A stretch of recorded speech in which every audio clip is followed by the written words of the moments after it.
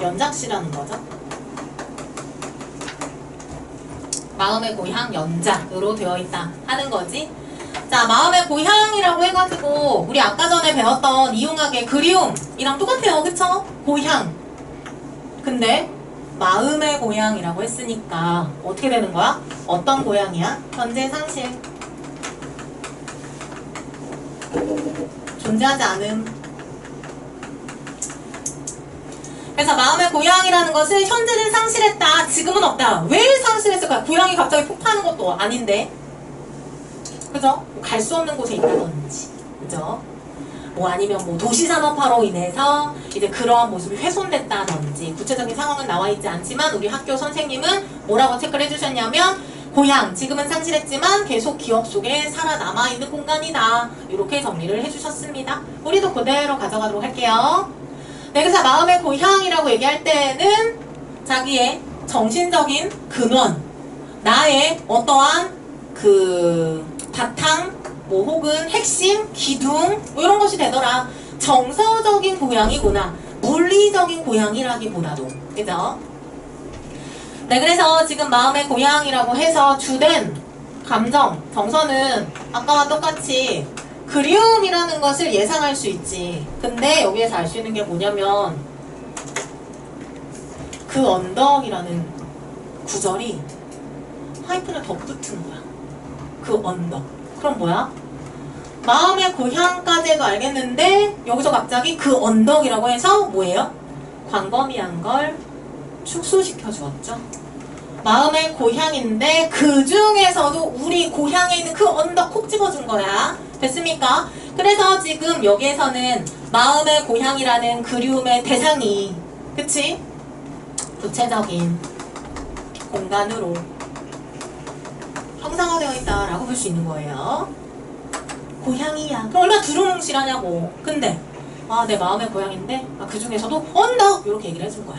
정리됐죠? 왜 그곳이 자꾸 안 잊히는지 몰라 했습니다. 몰라. 경어체 아니고, 문어체 아니고, 시적 표현 아니고, 뭐예요? 구어적인 말하기를 하고 있구나. 구어체네. 친근한 어조가, 가벼운 분위기가 형성이 되고 있구나 하는 것을 알 수가 있죠. 그럼 여기서 그곳이라고 얘기하는 것은 어디를 뜻하는 거야? 고향이겠지 뭐, 그치? 근데 더 정확하게는 고향의 언덕입니다. 어쩌고저쩌고 가 울타리가 쳐진 왜 그곳이 자꾸 안 잊히는지 몰라 이거라고. 자, 그다음 우리 학교 선생님의 필기 내가 비교하면서 말하면서 얘기해 주도록 할게. 얘들아, 가름쟁이, 여기에 우리 혜인쌤은 뭐라고 필기를 해주셨냐면 설명이 X, 설명할 수 없대. 뭔 말인지. 논실, 이셈바 논실 밑줄, 정확한 해설 X 이렇게 써놓으셨어요. 그 얘기인즉슨 이 시는 시어의 사용이 너무나도 향토적이어서 표준어가 아니기 때문에, 사전에 등재되어 있지 않기 때문에, 그지? 시어의 의미를 정확하게 추측할 수 없다라는 뜻입니다. 그래서 가름쟁이랑 논실이 사전에 등재되지 않은 말이기 때문에 그냥 사투리인가 방언인가 이런 식으로만 예상할 수 있을 뿐입니다.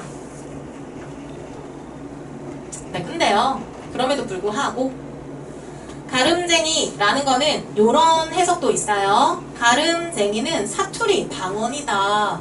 결국 가름쟁이는 밭을 얘기하는 거다. 이거 내가 그림 그려줄게. 헷갈리니까. 이 고향이야. 이 언덕이야. 자, 그럼 봐봐. 우리 밭, 우리 집이야. 그럼 우리 집에 밭이 있어. 사례, 논밭이라는 뜻이요. 사례각인 우리 밭. 그러니까 우리 집 밭은 뭐 이렇게 긴가 봐요. 뭐 대충. 이게 우리 집 밭이야. 가름쟁이라고 되어 있죠. 가름쟁이는 우리 이랑이라는 게 있잖아. 이랑 꼬랑 가르마처럼 요렇게 갈라진 거. 요거 머리 가르마처럼. 이것을 가름쟁이라고 한 거 아닌가? 중요하지 않아요? 어떤 이미지? 묘사적이다, 시각적이다, 향토적이다, 요런 거. 그 건너에 논실이 셈바, 이것도 정확한 해설을 못합니다 라고 써놓고 어떤 반에서는 우리 혜인쌤이 논길이라고 해주셨어요. 어떤 반 필기에는 또 논길이라고 밭이라고도 되어 있어요. 어디가 그냥 중요하지 않아요. 그냥 뭡니까? 여기도 밭이 있고 뭐 여기도 건너편에 밭이 있고 뭐 이런 얘기 하는 거야. 그냥 밭. 그죠? 가장자리에는 키 작은 탱자 울타리가 쳐진 자 노네 끄트머리 막 이렇게 탱자 울타리가 막 이렇게 뭐 이렇게 쳐있나봐요. 뭐 이딴 거. 그치? 그래서 지금 요 파트는 뭡니까? 2행, 3행은 시적화자가 추억하는 공간에 대한 묘사가 드러나 있구나. 되게 향토적이고 토속적이구나. 그래서 우리 시적화자는 이 공간을 잊지 못하고 있구나. 마음의 기둥이구나. 마음의 근원 뿌리로구나. 그 다음 훗날 나 중학생이 되어서 자 나라고 했습니다. 시적화자는 표면에 드러나 있죠? 노출되어 있죠? 표면에 노출되어 있는 화자, 드러난 화자라고 볼 수가 있겠고 훗날 나 중학생이 되어서 했습니다. 그러면 나가 중학생일 때까지 얘는 이 공간에 머무르고 있었구나. 경험적이에요. 아침마다 콩밭 이슬을 무릎으로 적시며 그곳을 지나다녔지. 그곳 계속 반복. 시 어디야? 그곳이 어디야? 그곳이 어디야? 그곳은 계속 반복되어 나오고 있지. 왜 그곳이 자꾸 안 잊히는지 몰라? 라고 했지 얘들아. 그래서 아까 여러분이 말한 거 그냥 내버려뒀는데 여러분이 아까 뭐라 그랬죠? 그곳이 어디예요? 고향이요? 이렇게 했지. 근데 내가 뭐라 그랬어? 이 시는 되게 독특한 게 하이픈 통해서 구체화되고 있다 그랬지. 그치? 콕 집었다 그랬지. 근데 그래서 그림 그린 거야. 이해 갔습니까? 여기서 계속 반복되어 나오는 그곳이 어디예요? 내 고향? 언덕이에요. 알겠습니까? 고향도 맞아요. 근데 고향은 추상적인 말이야. 언덕이라고 구체적인 말을 해줘야 돼요. 어쨌건 아침마다 콩바리스를 무릎으로 적시면서 그곳을 지나다녔지 했습니다. 그곳 고향의 언덕. 그러니까 여기 넘어가서 뭐 학교 갔다 뭐 이제 곧단 뜻이겠죠. 그리고 아침마다 무릎으로 이슬을 적시며 느껴오지? 무릎에 맞닥뜨려졌지? 촉각적 이미지. 그래서 시적화자에게는 이 언덕이 되게 익숙하고 일상적이고 매일 지나다니는 친숙한 공간이라는 뜻입니다. 그래서 여기서는 또 중학교 시절 또 회상하고 있죠? 경험적으로 회상을 또 하고 있고요. 그 다음 여기 또 우리 학교쌤 필기가 요 파트에 있죠? 수수아리 관광 여무는 가을이었을까? 추측형 종결어미 뭐뭐이었을까? 추측형 종결어미 추측형 어조 혹은 여름날이었을까? 추측형 어조 대꾸법이라고도 볼 수 있겠네요. 자 그럼 봐봐. 가을이었을까? 여름날이었을까? 정확하지 않은 경험입니다. 언젠진 정확히 내가 확신할 수 없어요. 추측형 종결어미를 통해서 화자가 기억하는 고향의 모습을 말하려고 하는데 추측형을 사용했다는 건 정확하지 않다. 정확한 기억이 아니다. 과거 회상이긴 한데 자 그럼 가을과 여름이라는 계절 어라는 말은 없지 얘들아? 색채 어는 있으나 계절 어는 없죠? 그럼 여기서는 뭐야? 계절을 직접적으로 드러내주는 단어 여름, 가을 있는 거예요. 계절을 직접적으로 드러내주는 단어가 있구나. 자 그럼 가을의 이미지 가을은 수수아리 여무는 가을이래요. 즉 수확의 계절, 결실의 계절, 무언가가 알알이 익어가는 계절, 성장, 풍요. 자 꽝꽝 음성상징어 의태어겠지. 그래서 수수아리 꽝꽝 여무러 간다. 단단하게 여무러 간다. 뭐 이제 그런 얘기 하는 것이고 음성상징어를 사용해서 수수아리의 모습을 생동감 있게 구체적으로 드러내준다. 음성상징어 그냥 그렇게 해석을 하시면 됩니다. 맞는 말이에요. 가을의 이미지 풍요로움. 가을의 이미지는 풍요로움이죠. 자 그 다음 깨꽃이 하얗게 부서지는 햇빛 밝은 여름날이었을까 했습니다. 자 그럼 이번엔 여름의 이미지입니다. 여름은 어떻대요? 구체적인 시어의 사용 있죠? 깨꽃, 향토적이고 깨꽃이 하얗게 부서지는 햇빛 밝은 여름날 여름의 이미지 생명력 넘치는 고향의 모습. 그럼 지금 요 두 개 두 줄에 해당하는 내용은 시간적 혹은 계절적인 배경 속에서 공간에 대한 묘사가 드러난다. 동그라미. 시간, 계절적인 배경 속에서 공간에 대한 묘사가 드러나고 있구나. 그 다음 하얗게 네모치고 1번. 여기 색채어가 총 3번 나올 거예요.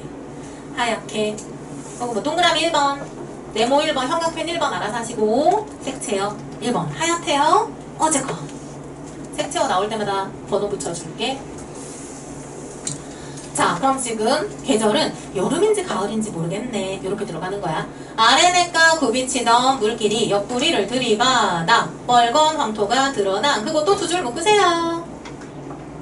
자, 그래서 아까 이 시는 어떤 구조라고 그랬어? 병렬적 구조를 보인다 라는 거지. 병렬적이다 라는 말은 아까도 얘기했지만 시간과 상관이 없다라는 뜻입니다. 내가 중학생이야, 고등학생이야, 대학생이야 이런 흐름과는 상관이 없고, 병렬적이다라는 얘기는 그냥 툭툭툭툭 여러 개가 툭툭툭툭 던져지는 거, 이미지가 툭툭툭 던져지는 거고, 이 이미지를 그래서 순서를 바꿔도 상관이 없다라는 뜻이기도 해요. 자, 그래서 지금 여기 두 줄을 묶어보세요. 의인법 쓰였습니다. 어떻게 해요? 아랫냇가 굽이치던 물길이 뻘건 황토가 드러난 그곳. 일단 그곳이 어디야? 그곳은 계속 고향이라고 하면 안 돼. 그곳은 언덕이라고 했습니다. 그럼 지금 이 언덕은 어떤 구조래요? 언덕의 아래 냇가에 물길이 있대요. 그럼 뭐 언덕이라고 치면 여기 뭐 물이 또 이렇게 흘러가나 봐요. 이렇게 물길이. 이렇게. 시냇물이 흘러가고 있는 상황인 거야. 그래서 이 물길이 옆구리를 들이받아서 누구 옆구리? 내 옆구리? 아니고 이 언덕의 옆구리. 그 얘기는 뭡니까? 비가 많이 내려가지고 물의 수위가 이렇게 올라간 거야. 올라갔다가 내려가고 올라갔다가 비 그치면 내려가고. 그럼 요 자리에 이 언덕은 막 이렇게 잔디 풀떼기 있는데 요 자리에 풀이 있겠어요? 풀이 없지. 물 때문에 생명이 살 수가 없지. 범람하니까. 요거를 뭐라 표현한 거야? 옆구리를 물이 들이받았어. 의인법. 그지? 뻘건 황토가 드러났지. 이 언덕에는. 그럼 이 언덕에 뻘건 황토가 드러난 요런 지점이 있더라. 됐습니까? 그러면 요게 뭐예요? 두 번째 색채요. 뻘건. 자, 그래서 지금 내가 가로를 계속 묶어주는 이유가 뭐야? 병렬적 제시이기 때문에 그렇죠. 허리 굵은 논실대가. 그럼 이거 통해서 알 수 있는 건 사실 논실은 지명이거든? 그지 않니? 잠실 때, 분당 때, 우리 이렇게 부르잖아요. 그럼 논실 때, 여기 논실은 이 고향 마을의 이름 이어서 이행을 보면 그 건너에 논실 이샘밭 할 때 논실도 지명하니까 유추할 수 있는데, 어쨌건 우리 쌤은 정확히 해석 안 돼, 몰라. 그 얘기는 시험에 안 내, 뭐 이 뜻입니다. 네, 다시 가서 허리가 굵은 논실댁과, 논실은 그냥 우리 여기서 그냥 지명이라고 써놓읍시다. 그의 딸 영자 영숙이 수님이 가로 묶으시고, 영자 영숙이 수님이 이름이 어때요? 정감 있죠. 요새 이런 현대적인 이름 아니지? 요새 이런 이름은 우리 엄마도 아니야. 우리 할머니급 정도의 이름이란 말이에요. 순박하죠. 그럼 여기에서 묘사되고 있는 것은 뭐예요? 또 두 줄 묶어봐. 요 두 줄은 우리 이웃들의 모습, 전경이 이렇게 또 묘사되어 있어요. 자, 그곳 허리 굵은 논실대가 그의 딸들이 밭 사이로 일어섰다 앉았다 하면서 왜요? 일하고 있는 거야. 요때 당시 애기들 학교 다니지 않습니다. 집안일 해요. 논밭일 해요. 그래서 엄마랑 밭일하고 있는 모습. 일어났다 앉았다 일하고 있는 모습이에요. 자, 그래서 우리 이웃들의 모습이 구체적인 인명이 드러나 주어서 사실성을 부여해주고 있고, 커다란 웃음들을 웃고 있습니다. 커다란 웃음들, 요게 요거야. 내가 아까 말한 요 1번. 요 감각의 전이 요 1번. 애매, 아리까리하다 하는 거 1번이고, 100% 감각의 전이는 아마 뒷페이지인가 있을 거예요. 어쨌건 커다란 웃음.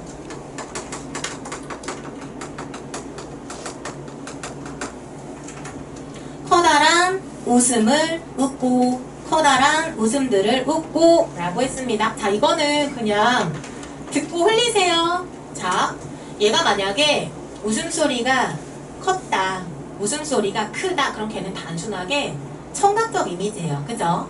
웃음소리가 컸다. 웃음소리가 크다. 근데 여기서는 커다란 웃음이라고 표현을 했지. 시각이 형성이 된 거지. 이해 갔어요? 그래서 이 부분은 청각의 시각화라고도 볼 수 있지 않을까? 예상만 하라고. 체크만 하라고. 알겠습니까? 이거를 막 100%야 라고 하지 말고 그냥 커다란 웃음은 그렇게까지 깊게, 그러니까 이런 얘기를 왜 다 찾아주냐면 안 찾으면 없는 줄 알고 서투르게 이게 어딨지? 하다가 틀릴까봐 그래서 하는 거예요. 커다란 웃음들을 웃고, 그럼 여기까지의 이미지는 고향 언덕의 이미지는 평화롭고 전원적이고 행복하고, 나 그 아래 냇가에 소고비를 풀어놓고, 자 이제 뭐예요? 묘사의 대상이 점차적으로 바뀌고 있지? 이번엔 나로 묘사의 대상이 옮겨지고 있네요. 나 그 아래 냇가에 소고비를 풀어놓고, 그러면 나도 목동이구나. 나도 집안일, 단일 했었구나. 나는 우리 집을 도와주기 위해서 위에서 소 고삐 풀어놓고 소 밥을 줬구나. 어항을 놓고 있었던가? 가재를 쫓고 있었던가? 이것도 뭡니까? 추측형 어조를 통해서 정확하지 않은 회상의 상황을 보여주고 있습니다. 어항, 혜인 선생님의 필기. 물고기를 잡는 도구. 그래서 얘도 지금 뭔가 일하고 있는 상황인데 일을 해야 되는데 일하기가 싫으니까 손은 내팽개쳐 두고 어떻게 하는 거야? 물고기를 잡으려고 물속에 바지 걷고 들어가 있는 상황이에요. 그치? 근데요, 나를 부르는 소리 같기도 하고, 나를 부르는 소리 묶으세요.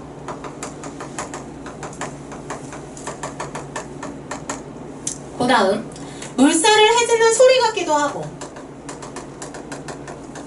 그럼 뭡니까? 어떤 소리가 들려온 거야.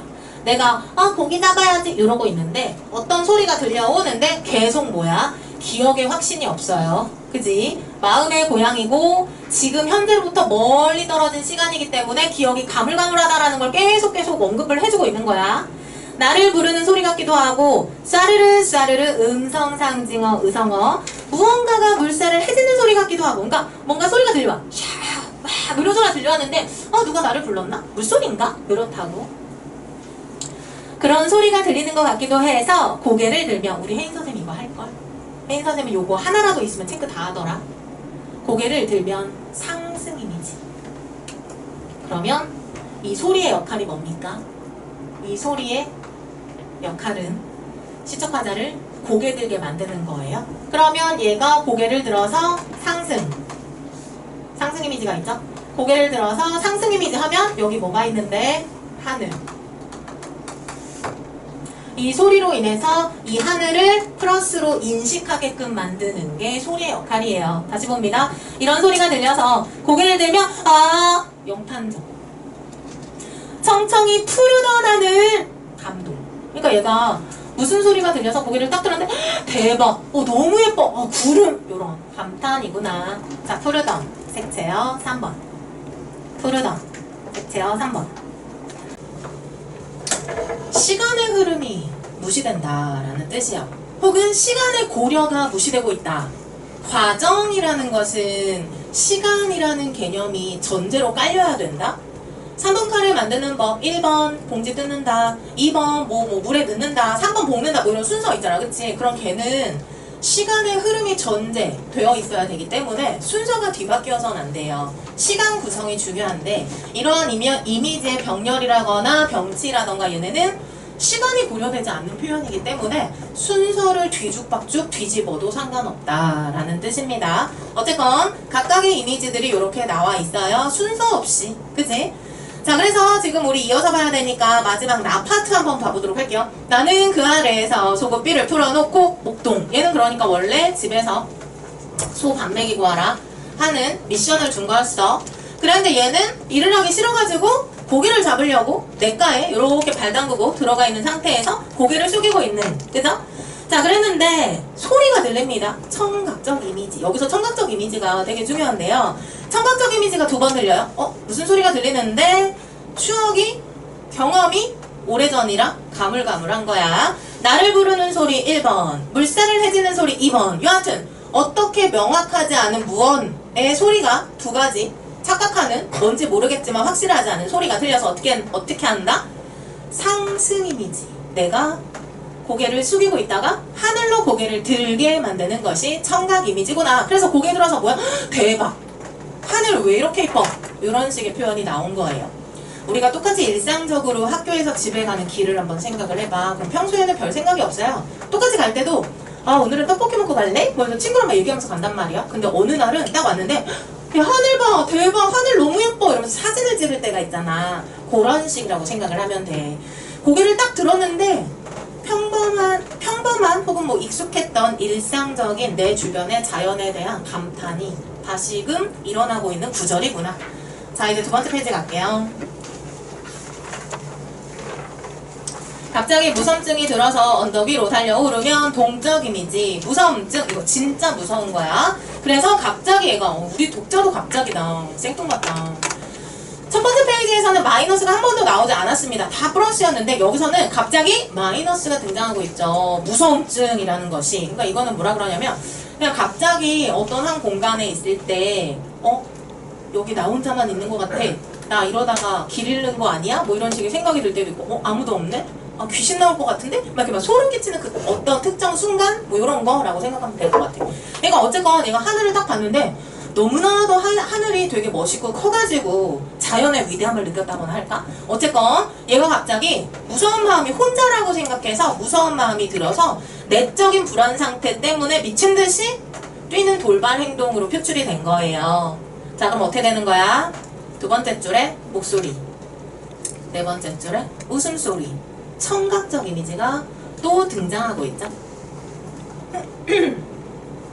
들꽃산 향기 속에 후각 이미지.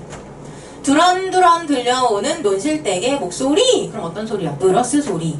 그러니까 내가 지금 혼자 같아서 무서워가지고 막 달리고 있는데 보이지는 않지만 어딘가에서 우리 옆집 아줌마 목소리가 들리면 어떤 상태가 되는 거야? 마이너스 심리가 플러스로 바뀌게 되는 거겠죠. 안정을 찾게 되는 거겠지. 까르르 까르르 밭 가장자리로 울려 퍼지던 영자영숙의 수님이 청량한 웃음소리. 그럼 이것도 뭡니까? 나 불안했는데 아무도 안 보이고 나 혼자 같아서 무서웠는데 이렇게 목소리 아는 사람 목소리 들리니까 기분 좋더라. 안심이 되더라. 우리 혜인쌤은 나를 안도시키던 이웃들의 목소리 이렇게 필기를 해주셨고요. 어쨌건 음성상징어시였네요. 두런두런 까르르 까르르 의성어. 자 그 다음 나 그곳에 오래 앉아. 이러한 지시 표현은 다 뭐다? 그곳 고향이 아니라 언덕이라고 얘기했어요. 나 고향의 언덕에 오래 앉아 있었어. 그럼 이게 누구야? 어린 꼬꼬마 화자가 계속 앉아 있었대. 이제 불안하지 않았대. 푸른 하늘 아래 가을들이 또랑또랑 익는 냄새며 잔돌의 호응이 달그락거리는 소리 들었다. 경험적이다. 그래서 시적화자는 고향에 대해서 감각을 통해서 고향을 추억하고 있는 것입니다. 그래서 그런 사건이 있었는데 나는 그럴 때마다 언덕에 오래 앉아서 푸른 하늘 아래에서 시각 이미지, 가을들이 또랑또랑 익는 냄새. 별도의 필기를 혜인 선생님이 해주지 않으셨습니다. 근데 이 시는 감각이 너무나도 많이 나온 시란 말이야. 그치? 자 그러면 여기에서 가을들이 또랑또랑 익는 냄새라고 했을 때 감각이 여러 개가 나오고 있어요. 일단 익어가는 냄새니까 얘는 후각이 형성이 되는 것이고, 가을 들판이 라고 얘기를 했죠? 요 녀석은 여기까지 하면 돼. 냄새 시각이고, 그렇죠? 자 그러면 가을 들판이 익어가고 있다 라는 얘기는 벼가 익어가고 있는, 누리끼리 해지는 것을 상상할 수 있게 해주는 시각적인 이미지가 형성되고 있는 부분이라면 그것의 냄새라고 하면 후각 이미지라고 볼 수가 있는 거지. 그치? 그러면 실제로 내가 가을 누렇게 익어가는 들판을 보는 게 진짜예요? 거기서 벼가 익어가는 냄새를 맡는 게 진짜예요? 눈으로 보는 게 진짜지? 그럼 이 녀석은 감각의 전이가 있구나 라고 말을 할 수 있겠지요? 감각의 전이는 시각의 후각화. 시각의 후각화. 우리 혜인 선생님은 여기에다가 그냥 가을날의 결실, 풍요로움 요 정도의 기초적인 해석만 해주셨습니다. 또한 또랑또랑이라는 녀석을 선명하게 라는 말로 덧붙여 주셨어. 또랑또랑 선명하다. 그러니까 이건 뭐 또릿또릿 이런 개념으로 음성상징어를 해석을 하신 것 같아요. 그럼 더더욱 시각 이미지네, 그치? 어쨌건 잔돌의 호미가 달그락거리는 소리 청각 이미지. 그럼 이건 뭐야? 이거는 논실댁이랑 영자 영숙이가 밭에서 일하고 있는 그 호미에 이제 돌멩이 채이는 소리 뭐 이런 거라고 생각하면 되겠고, 그러니까 여러 가지 감각을 통해서 고향의 이미지를 상기시키고 있는 거야, 추억을. 그러니까 이건 되게 감각적인 게 중요한 거야. 왜 그곳이 자꾸 안 잊히는지 몰라. 수미상관, 일종의 수미상관이라고도 볼 수 있더라 라고 말했습니다. 물론 학교 선생님에 따라서 이거 끄트머리에 있어야 수미상관이지 이렇게 보는 쌤도 있을 거기 때문에 요거는 기억만 하고 있고, 선지에 따라서 여러분이 판단을 잘 하시고. 자, 그렇다면 이렇게 두 번 반복하는 이유는 뭐겠어요? 모든 반복은 리듬감의 형성, 운율감의 형성. 두 번째, 요 구절의 뜻 강조, 의미를 강조하려고. 나 안 잊힌다, 보고 싶다, 내 마음의 고향이다 진짜. 나는 그래서 이 고향을 통해서 살아가면서 정신적인 위안과 힘을 얻는다, 뭐 이런 얘기겠고. 그 다음, 소를 몰고 돌아오다가 혹은 객지로 오다가서 들어오다가 두 줄 묶으시고요. 갑자기 훅 컸어요. 소를 몰고 돌아오다가는 첫 번째 페이지부터 두 번째 우리가 배운 그 부분까지의 내용이잖아. 얘가 소 몰러 간 거잖아, 그치? 풀떼기 먹이려고. 그거는 지금까지 화자 연장선상이라고 볼 수가 있는데, 갑자기 혹은 객지로 나갔다가 들어오다가. 꼬꼬마가 버스 타고 객지에 나갔겠어요? 그치? 그럼 이건 뭐야? 갑자기 컸네. 갑자기 뭐 성인까지는 아니더라도 컸네. 뭐 대학생 뭐 됐든지 뭐 하던지. 여하튼 객지로 나갔다가 도해지에 갔다가 고향에 들어올 때도 있었겠지. 그럼 이 두 줄은 어떻게 되는 거야? 시간의 비약이 보이는 거죠. 시간의 비약이 보이고 있다. 갑자기 시간이 훅 하고 텀이 커졌다. 훅 하고 벌어졌다. 그래서 시적 화자의 삶이 요약적으로 제시되고 있다. 혹은 객지로 나갔다가 들어오다가 무엇이 나를 부르는 것 같아서 나는 오랫동안 그곳에 서 있곤 했다. 자, 무언가가 나를 부르는 것 같대요. 그치? 그러면 이거는 지금 현재라고 생각하지 마. 지금 꼬꼬마, 뭐 대학생, 지금 현재 이렇다고 치면 지금 현재가 아니라 대학생 정도라고 생각을 해봐. 그러면 방학이 돼가지고 고향에 다시 돌아왔는데, 고향에 돌아왔을 때 우리 집으로 다이렉트로 가는 것이 아니라 얘가 어떻게 했다 소리야? 객지로 나갔다가 들어오다가 방학이라서 이제 짐 싸가지고 기숙사에서 우리 집으로 가는 과정에 뭔가가 나를 부르는 것 같아서 나는 오랫동안 그곳 어디 언덕에 서 있었다고. 집에 가기 전에 가방 캐리어 들고 이렇게 추억에 잠기는 거지. 또 어린 시절 생각하고 회상하고 추억이 좋고 어릴 때 기억이 좋고 이렇게 정리되어 있다. 그래서 유년 시절 고향에 대한 그리움이 요 시의 전반에 깔려있다 라고 보시면 되고요. 그 다음에 서술시와 사건시라고 하자. 사건시와 서술시가 달라요. 사건이 진행되는 시간과 이게 서술되고 있는 시간이 다르다라는 이 기본적인 구조는 과거를 회상하는 시 혹은 소설에 주로 드러나게 됩니다. 무슨 말이냐면, 과거 회상 속에서 사건이 벌어졌을 때 나는 어린애야. 근데 이걸 지금 쓰고 있는 나는 컸어. 성인이야. 그래서 이렇게 말을 하는데, 이거를 다른 말로 사건시에 나와 있는 걸 우리는 유년화자라고 했고 성인화자 이렇게 말을 했었죠. 사건시에 나와 있는 것을 경험, 자, 서술하는 자를 서술, 자아라고도 말을 합니다. 네. 자, 그래서 짜잘한 문제